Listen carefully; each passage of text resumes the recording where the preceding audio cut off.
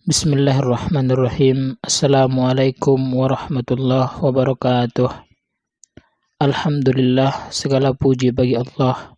Salawat serta salam semoga tersampai kepada Nabi besar Nabi Muhammad sallallahu alaihi wasallam. Teman-teman semua, pada video kali ini kami akan menyampaikan sebuah kisah dari Bilal bin Rabah radhiyallahu taala anhu. Seorang budak berkulit hitam namun memiliki kedudukan yang sangat tinggi di sisi Allah dan di sisi Nabi sallallahu alaihi wasallam. Bilal bin Rabah merupakan muazzin Nabi sallallahu alaihi wasallam, merupakan sayyidul muazzin, yaitu imamnya para muazzin. Bilal bin Rabah radhiyallahu taala anhu adalah salah seorang dari 7 orang yang pertama-tama berani menampakkan keislamannya. 7 orang ini benar-benar berani menampakkan keislamannya sehingga mereka mendapatkan ancaman dan siksaan dari orang-orang kafir Quraisy, bahkan hingga salah satu di antara mereka ada yang sampai dibunuh. Siapa saja mereka? Mereka adalah yang pertama tentu Nabi Shallallahu Alaihi Wasallam sendiri. Kemudian Abu Bakar As-Siddiq, Bilal bin Rabah yang akan kita sampaikan kisahnya, ya. Kemudian yang keempat ada Suhaib Ar-Rumi, Khabbab bin Arad, Ammar bin Yasir, dan yang ketujuh adalah Sumayyah binti Khayyat, seorang wanita yang pertama sekali syahid dalam Islam, wanita yang disiksa dan dibunuh oleh Abu Jahal. Teman-teman semua, nama Bilal bin Rabah tidak akan mungkin dilupakan oleh manusia. Setiap kita mendengar azan, maka kita akan diingatkan oleh Bilal. Bahkan sebutan muazzin sering kita namai sebagai Bilal. Dari sini menunjukkan bahwa posisi Bilal bin Rabah dalam Islam ini luar biasa. Bilal bin Rabah radhiyallahu taala anhu adalah seorang budak dari salah satu pemimpin kafir Quraisy yang bernama Umayyah bin Khalaf. Umayyah bin Khalaf karena dia adalah salah seorang pemimpin dari Quraisy, salah seorang dari kepala suku atau kabilah, sehingga Umayyah tentu sering membuat pertemuan di rumahnya. Dan di dalam pertemuan itu mereka membahas tentang cara-cara menjegal dakwah Nabi Sallallahu Alaihi Wasallam. Dan Bilal tentu mendengar apa yang mereka katakan dalam pertemuan itu. Tapi Bilal tidak langsung percaya tentang apa yang mereka katakan dan mereka tuduhkan kepada Nabi Sallallahu Alaihi Wasallam. Karena semua dari mereka sudah tahu, mau itu dari kalangan pembesar Quraisy, pedagang, orang kaya, orang biasa, hingga pada level budak, semua dari mereka mengetahui bahwa Nabi Shallallahu Alaihi Wasallam adalah seorang yang jujur, orang yang sangat dipercaya, amanah, dan itu diakui oleh mereka. Dan bahkan Nabi Shallallahu Alaihi Wasallam menjadi kebanggaan bagi mereka, dan mereka menjuluki Nabi Shallallahu Alaihi Wasallam sebagai Shadiqul Amin, yang artinya orang yang benar-benar sangat dipercaya. Namun anehnya, ketika Nabi menyampaikan bahwa beliau adalah seorang Nabi, mereka malah mencaci maki Nabi Shallallahu Alaihi Wasallam. Mereka mengatur berbagai strategi jahat untuk Nabi Shallallahu Alaihi Wasallam untuk menjegal dakwah Nabi Sallallahu Alaihi Wasallam. Ini yang menjadi pertanyaan besar bagi Bilal. Kenapa orang baik kok dimusuhi? Dan disitulah kemudian Bilal mencoba untuk menyelidiki apa yang terjadi dan apa yang dibawa oleh Rasulullah Sallallahu Alaihi Wasallam. Maka diam-diam Bilal pun menemui Nabi Sallallahu Alaihi Wasallam yang saat itu markasnya di rumah Arqam. Lalu Nabi Shallallahu Alaihi Wasallam mendakwahi Bilal dan akhirnya Bilal pun mengucapkan syahadat dan masuk ke dalam Islam. Dan ketika keislaman Bilal didengar oleh majikannya yang bernama Umayyah bin Khalaf, Maka Bilal pun dipanggil dan disuruh untuk keluar dari agama Nabi Sallallahu Alaihi Wasallam. Akan tetapi Bilal menolak dan ia mengucapkan kalimat Ahadun Ahad. Maka Bilal pun disiksa oleh majikannya Umayyah bin Khalaf, ya, di tengah hari yang sangat panas, ya. Bilal dibawa ke tengah padang pasir. Bisa kita bayangkan bagaimana panasnya padang pasir di tengah hari. Kemudian Bilal disuruh telentang tanpa ada baju. Maka tentu badannya terbakar dengan panasnya matahari, dengan panasnya padang pasir. Dan tidak cukup di situ, kemudian Umayyah juga mencambuk Bilal, terus dipukuli. Dan bahkan sebuah batu besar yang sedang panas karena panas matahari, batu besar itu ditimpakan ke dada Bilal. Akan tetapi yang keluar dari lisan Bilal tetaplah kalimat Ahadun Ahad. Teman-teman semua, mari kita lihat bagaimana keimanan Bilal bin Rabah. Kalau Nabi Shallallahu Alaihi Wasallam ketika itu menampakkan keislamannya, di belakang Nabi ada pamannya Abu Thalib. Dan Nabi Shallallahu Alaihi Wasallam merupakan keturunan dari pemimpinnya bangsa Arab. Kakek Nabi Shallallahu Alaihi Wasallam adalah Abdul Muthalib, dan Abdul Muthalib adalah pemimpin utama bangsa Arab. Maksudnya apa? Ketika Nabi menampakkan keislamannya, ada pamannya Abu Thalib yang memiliki kedudukan yang tinggi di bangsa Quraisy. Ada istrinya yang kaya raya. Nabi memiliki nasab yang sangat tinggi. Sehingga orang-orang musyrik, semarah-marahnya mereka tidak akan bisa menyentuh apalagi berlaku kasar kepada Nabi Sallallahu Alaihi Wasallam. Mereka baru berani bermain fisik kepada Nabi Sallallahu Alaihi Wasallam adalah tatkala paman dan istrinya sudah meninggal. Kemudian Abu Bakar As-Siddiq. Abu Bakar As-Siddiq, dia berani menampakkan keislamannya. Abu Bakar punya kaum yang membelanya. Sehingga orang-orang kafir Quraisy tidak akan berani sama Abu Bakar. Karena kalau mereka mengganggu Abu Bakar, maka mereka akan berhadapan dengan kabilahnya Abu Bakar. Nah, kalau Bilal tidak ada siapa-siapa di belakangnya, dia tidak memiliki kabilah karena dia hanya seorang budak. Dia tidak memiliki nasab yang bagus, yang besar. Dia juga tidak memiliki harta. Dia hanya seorang budak. Itulah sehingga dia disiksa dengan siksaan yang luar biasa. Akan tetapi Bilal tidak sedikit pun goyah keimanannya. Teman-teman semua, hingga pada akhirnya Bilal dibebaskan oleh Abu Bakar As-Siddiq. Abu Bakar membeli Bilal bin Rabah dari majikannya dengan harga yang sangat mahal. Sangat mahal. Disebutkan dengan uang itu Abu Bakar bisa membeli budak yang banyak. Tapi Abu Bakar melihat Bilal adalah seorang yang sangat istimewa dan dibelilah sama Abu Bakar. Lalu kemudian Abu Bakar memerdekakan Bilal bin Rabah radhiyallahu taala anhu. Teman-teman semua, tatkala hijrah besar-besaran ke Madinah, maka Bilal pun ikut berhijrah. Dan ketika di Madinah, disitulah diperintahkan untuk sholat berjamaah. Jadi, tatkala dulu di Mekah, itu sholatnya sendiri-sendiri. Tapi pas sudah di Madinah, sholatnya berjamaah. Dan di saat itu jugalah disyariatkan azan, ya.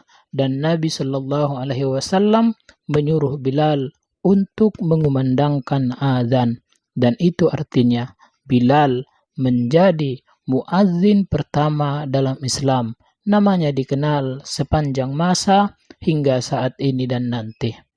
Teman-teman semua yang dirahmati Allah Subhanahu wa taala, di antara keistimewaan Bilal bin Rabah radhiyallahu taala anhu, ya, adalah ketika Nabi melakukan Isra Mi'raj. Nabi Shallallahu Alaihi Wasallam diperlihatkan surga oleh Allah Subhanahu wa taala. Lalu kemudian Nabi mendengar suara hentakan sandal yang sedang lewat. Maka Nabi pun bertanya kepada malaikat Jibril, suara sandal siapa itu? Maka Jibril mengatakan, itu adalah suara sandal dari Bilal bin Rabah. Subhanallah, orangnya masih hidup, tapi sandalnya sudah ada di surga. Artinya, kalau sandalnya sudah masuk surga, maka apalagi orangnya, yaitu Bilal bin Rabah radhiyallahu taala anhu. Teman-teman semua, tatkala Nabi Shallallahu Alaihi Wasallam sudah wafat, kemudian khilafah diberikan kepada Abu Bakar As-Siddiq radhiyallahu taala anhu. Di saat itu Bilal pun meminta izin kepada Abu Bakar As-Siddiq untuk tidak lagi mengumandangkan azan. Maka Abu Bakar pun berkata, "Tidak bisa wahai Bilal, aku tidak mungkin menurunkan seseorang yang sudah ditinggikan oleh Rasulullah. Aku tidak akan mungkin memberhentikan seorang muazzin yang langsung ditunjuk oleh Rasulullah." Maka Bilal berkata, "Izinkan aku untuk tidak lagi mengumandangkan azan wahai Khalifah." Maka Abu Bakar pun bertanya, "Apa alasanmu wahai Bilal?" Maka Bilal pun berkata kepada Abu Bakar As-Siddiq, "Wahai Khalifah, dulu setiap hari ketika masuk waktu sholat, dan aku pun datang ke rumah Rasulullah, dan aku pun mengatakan, ya Rasulullah sudah tiba waktu sholat. Atau terkadang Rasulullah yang datang ke rumahku dan mengingatkanku tentang sudah tiba waktu sholat, dan kami bersama-sama untuk menuju ke masjid. Lalu aku naik ke menara, dan sebelum aku mengumandangkan azan, aku selalu menatap dulu wajah dari Nabi Sallallahu Alaihi Wasallam, dan aku melakukan itu sehari 5 kali wahai Khalifah, dan itu berulang-ulang setiap hari. Dan kini sudah tidak ada lagi Rasulullah. Bagaimana mungkin aku sanggup untuk mengumandangkan azan tanpa ada Rasulullah di sisiku wahai Khalifah?" Dan Bilal bin Rabah pun benar-benar tidak mampu lagi membendung air matanya. Maka Abu Bakar As-Siddiq pun ikut meneteskan air mata dan mengizinkan Bilal bin Rabah untuk tidak lagi mengumandangkan azan. Maka Bilal bin Rabah pun akhirnya pergi ke negeri Syam karena tak sanggup lagi untuk berada di kota Madinah, karena terlalu banyak kenangan bersama Rasulullah. Berbulan-bulan lamanya Bilal bin Rabah berada di negeri Syam, dan pada suatu malam Bilal bin Rabah bermimpi bertemu dengan Rasulullah Sallallahu Alaihi Wasallam, dan Rasulullah Sallallahu Alaihi Wasallam berkata kepada Bilal, "Wahai Bilal, alangkah keringnya hatimu wahai Bilal, alangkah gersangnya hatimu wahai Bilal. Sudah lama kau tidak mengunjungiku, sudah lama kau tidak berjumpa denganku. Tidakkah ada rasa rindu dirimu terhadapku wahai Bilal?" Begitulah kata Rasulullah dalam mimpinya Bilal bin Rabah. Dan Bilal pun terbangun dari tidurnya dan berderailah air matanya. Kemudian ia pun menangis dengan sangat keras. Maka saudara-saudara Bilal bertanya kepada Bilal, "Ada apa wahai Bilal? Kenapa engkau menangis wahai Bilal?" Dan Bilal pun menceritakan, mengatakan, "Wahai saudara-saudaraku, aku bermimpi bertemu dengan Rasulullah, dan Rasulullah mengatakan kepadaku betapa gersangnya hatiku, betapa matinya hatiku, karena aku tidak pernah lagi mengunjungi Rasulullah. Dan aku takut sekali wahai saudara-saudaraku kalau Rasulullah meninggalkanku." Maka saudara-saudaranya pun berkata kepada Bilal, "Ya Bilal, sudah saatnya engkau ziarah ke makam Rasulullah." Maka Bilal bin Rabah pun mengambil untanya dan memacu untanya untuk segera berangkat ke Madinah untuk bertemu, untuk berziarah ke makam Rasulullah Sallallahu Alaihi Wasallam. Maka Bilal pun semakin tak bisa membendung air matanya. Ketika ia sampai di makam Rasulullah Sallallahu Alaihi Wasallam, ia bersimpuh dan dengan suara parau ia pun mengatakan, "Assalamu alayka ya Rasulullah, Assalamu alayka ya Habibullah, Assalamu alayka ya Nabi Allah." Bilal benar-benar tak sanggup membendung air matanya. Ia merasa begitu rindu dengan Rasulullah Sallallahu Alaihi Wasallam. Maka kemudian ada seseorang yang menipuk punggung Bilal dan berkata, "Engkau sudah kembali lagi ke sini wahai Bilal." Dan Bilal pun menoleh, dan itu ternyata adalah Abu Bakar As-Siddiq radhiyallahu taala anhu. Lalu Bilal pun memeluk dengan kencang Abu Bakar As-Siddiq dan menyampaikan kerinduannya kepada Nabi Sallallahu Alaihi Wasallam dan rasa takutnya ditinggalkan oleh Nabi Sallallahu Alaihi Wasallam. Maka Abu Bakar As-Siddiq pun menyeka air mata Bilal dan berkata kepada Bilal bahwa Nabi Sallallahu Alaihi Wasallam tidak akan meninggalkan seseorang yang senantiasa merindukannya. Kemudian Abu Bakar berkata kepada Bilal, "Kumandangkanlah azan lagi wahai Bilal. Azanlah wahai Bilal." Akan tetapi Bilal kembali menolaknya karena ia tak akan sanggup melakukannya. Maka datanglah dua anak kecil menghampiri Bilal, dan dua anak itu adalah cucu Rasulullah, Hasan dan Husain. Lalu berkata kepada Bilal, "Kumandangkanlah azan lagi, wahai kakek Bilal. Betapa kami rindu mendengar suaramu, wahai kakek Bilal."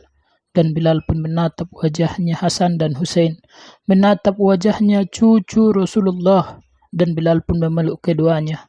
Dan pada akhirnya Bilal mengatakan, "Baiklah wahai cucunya Rasulullah, aku akan mencoba mengumandangkan azan." Dan waktu subuh pun tiba. Seluruh orang-orang sudah berkumpul di dalam masjid untuk bersama-sama melakukan sholat berjamaah dan mendengarkan azan dari Bilal bin Rabah radhiyallahu ta'ala anhu. Bilal pun mulai berjalan dan ia naik ke atas menara.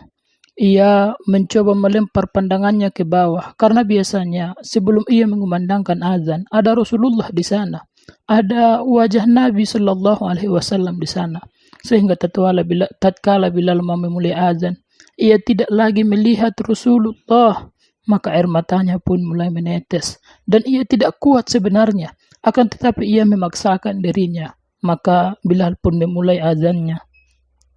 Allahu Akbar, Allahu Akbar. Dan orang-orang yang mendengar mulai ikut menangis. Mereka merasa rindu dengan Rasulullah Sallallahu Alaihi Wasallam.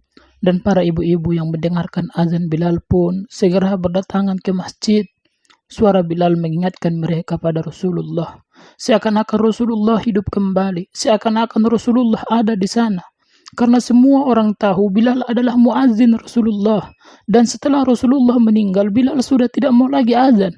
Sehingga tatkala suara azan Bilal didengar, seakan-akan Rasulullah hidup kembali. Namun tatkala sampai pada lafaz Asyhadu anna Muhammadar Rasulullah, sebelum nama Rasulullah diucapkan oleh Bilal, Bilal pun pingsan. Bilal tidak sanggup menyebut nama dari Rasulullah Sallallahu Alaihi Wasallam. Dan ketika Bilal tersadar dari pingsannya, Bilal pun mengatakan, "Lanjutkanlah azan, aku tidak mampu lagi, aku tidak tahan, aku tidak sanggup," kata Bilal radhiyallahu ta'ala anhu. Teman-teman semua, kisah kerinduan Bilal ini mendatangkan pembelajaran yang luar biasa untuk kita. Sekarang kita tanyakan diri kita, bagaimana dengan kita? Apakah kita merindukan Rasulullah? Apakah lisan kita sudah memperbanyak berselawat kepada beliau? Dan apakah perkataan dan perbuatan kita sudah mengikuti Rasulullah Sallallahu Alaihi Wasallam? Mari kita tanyakan diri kita.